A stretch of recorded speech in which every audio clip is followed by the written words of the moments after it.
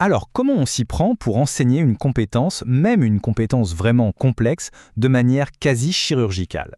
Eh bien, c'est un peu la promesse d'une méthode très structurée, l'enseignement par essai distinct. On va décortiquer ensemble cette technique qui est conçue pour un apprentissage ultra ciblé. Le point de départ de tout ça, c'est un défi que n'importe quel éducateur, n'importe quel parent connaît bien.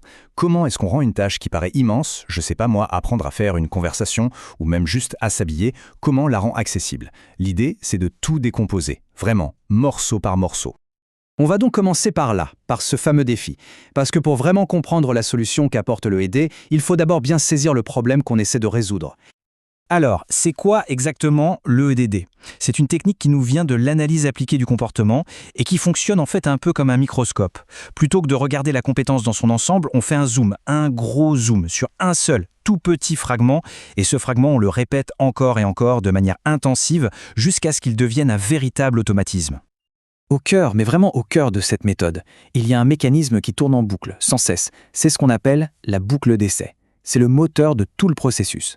Chaque essai, absolument chaque essai, c'est comme un mini-scénario en 3 actes. Acte 1, l'instruction. Acte 2, la réponse de la personne qui apprend. Et acte 3, une conséquence immédiate. C'est cette séquence qui est la clé de tout. Elle est simple, elle est prévisible, et on peut la répéter à l'infini. Prenons un exemple concret, un cas où tout se passe bien. L'instruction, simple, comment vas-tu? La réponse est celle qu'on attend, elle est appropriée. La conséquence, du coup, elle est naturelle et positive, la conversation peut se poursuivre, l'objectif est rempli. Maintenant, imaginons le scénario inverse. L'instruction est exactement la même, mais là, la réponse est complètement hors sujet. Eh bien, la conséquence est tout aussi claire et tout aussi immédiate, la conversation s'arrête net. Ce retour instantané, c'est ça qui est absolument crucial dans la méthode.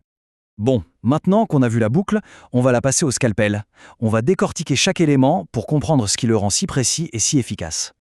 Le premier morceau, le SAND, c'est le nom un peu technique pour l'instruction, mais il faut voir ça comme bien plus qu'une simple question. Le SAND, c'est un signal, c'est un peu le top départ qui dit à l'apprenant « Attention, maintenant, si tu donnes la bonne réponse, il y a une récompense à la clé ». Pour bien piger ce qu'est un SAID, le plus simple c'est de le comparer à son contraire, le S-delta. Le SAID, c'est comme un feu vert, il dit « Vas-y, fonce, la bonne réponse sera récompensée ». Le S-delta, à l'inverse, c'est le feu rouge. Il signale que pour cette action-là, à ce moment-là, il n'y a pas de renforcement disponible. Alors, pour qu'un speed marche, il y a quelques règles d'or à respecter. La toute première, la plus importante, il faut capter l'attention de la personne. Si on n'a pas son attention, l'instruction part directement dans le vide. C'est la base de tout. Deuxième règle, tout aussi essentielle, on donne l'instruction une seule fois. Pas deux, pas trois, une seule. Pourquoi? Parce que si on la répète, on risque d'apprendre à la personne à attendre qu'on insiste avant de répondre, et ce n'est pas du tout ce qu'on veut.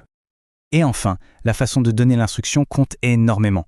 Le ton doit être clair et neutre. C'est le message qui est important, pas l'émotion qu'on met dans la voix. La clarté avant tout. Ok, passons à la réponse.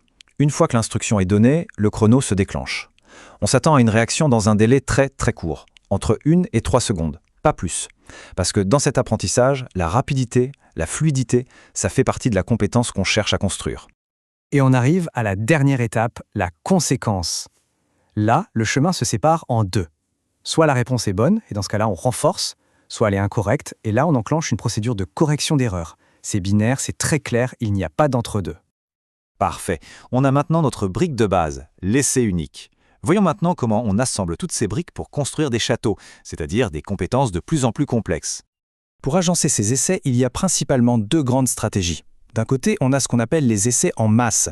Là, c'est le mode entraînement intensif. On répète la même chose encore et encore jusqu'à ce que ça rentre. C'est parfait pour une notion difficile ou quand il y a une petite régression. De l'autre côté, il y a les essais intercalés.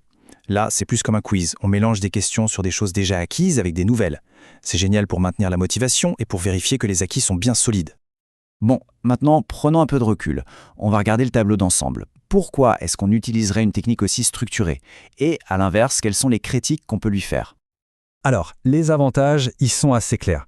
D'abord, ça découpe la complexité en petites bouchées beaucoup plus faciles à digérer. Ça permet un enseignement super intensif. Le feedback est instantané, ce qui est très puissant pour apprendre. C'est entièrement personnalisable aux besoins de l'apprenant. Et surtout, ça permet un suivi des progrès d'une précision redoutable. Mais bien sûr, rien n'est parfait et cette méthode a aussi ses détracteurs. Des critiques assez connues, comme celles de Kogel et Kogel, ont soulevé des points importants. D'abord, le risque c'est que les compétences apprises de manière si rigide aient du mal à être utilisées dans d'autres contextes, dans la vraie vie. Ensuite, certains craignent que ça puisse un peu freiner la spontanéité, le langage naturel. Et enfin, que pour certaines compétences très fonctionnelles du quotidien, ce ne soit pas forcément la meilleure approche. Face à ces critiques, des pionniers du domaine, comme Ivar Lovaas, ont bien sûr répondu. Lui, il soutenait que, bien au contraire, l'SED est un outil incroyablement puissant pour enseigner des choses aussi abstraites et complexes que le langage ou les finesses d'une conversation. Lovaas a aussi avancé une autre idée très importante.